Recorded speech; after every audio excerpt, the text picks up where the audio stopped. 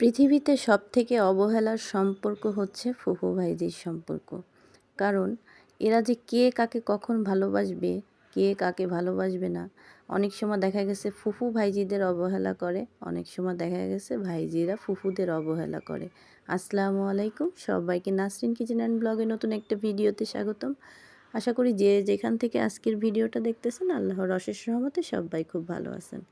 আজকে আড়ংয়ে চলে আসছি, কারণ সন্ধ্যা হয়ে গেছে।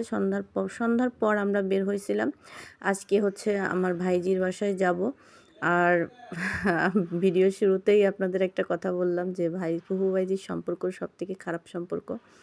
তো আমাদের সম্পর্কটা কেমন সেটা দেখার জন্য পুরো ভিডিওটা দেখবেন, আশা করি ভালো লাগবে। তো এখানে হচ্ছে আড়ং থেকে কিছু কেনাকাটা করবে, আমার মেয়ে কিছু কিনবে, আমার বোন কিছু কিনবে। তো এখানে তারা দুই খালামাইজি হচ্ছে কেনাকাটা করার জন্য সব চয়েস করতেছিল, আর আমি নুসাইবা তাইন একটু ঘুরতেছিলাম, ভিডিও করতেছিলাম, আমিও একটু দেখতেছিলাম যে কি নেওয়া যায়। তো হচ্ছে আমার মেয়ে হচ্ছে ভাইজির একটা বেবি আছে, ওর জন্য গিফট কিনবে, এই জন্য আসছে। আর তাইন হচ্ছে ফার্স্ট হয়েছে স্কুলে, ওর জন্য একটা গিফট কিনবে। তো এখানে আসার সময় আমি আবার মিষ্টি নিয়ে আসছি, মেয়ের বিয়ের পরে প্রথম ভাইজির বাসায় আসছি। তো ভাইজি হচ্ছে নাস্তা দিয়েছে। সেমাইটা যে এত মজা হয়েছিল, আসার পরপরই ও সবার জন্য নাস্তা দিয়েছে।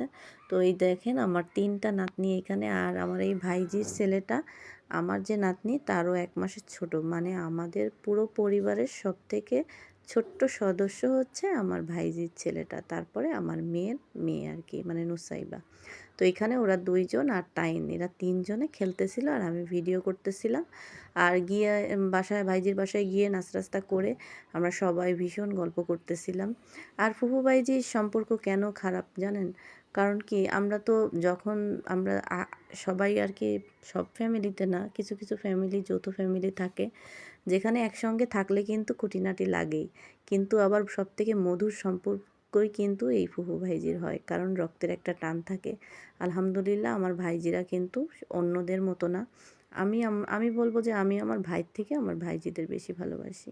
তো আমার ভাইজি কিন্তু অনেক কিছু রান্না করছে ওর একটা বেবিকে নিয়ে, আলহামদুলিল্লাহ অনেক কিছু রান্না করছে। এখানে কী কী যে রান্না করছিল আসলে ভিডিওতে দেখলেই আপনারা বুঝতে পারবেন। এখানে গরুর মাংস ছিল, মুরগির মাংস ছিল, কলিজা ভুনা ছিল, আর একটা মাছ রান্না করা ছিল।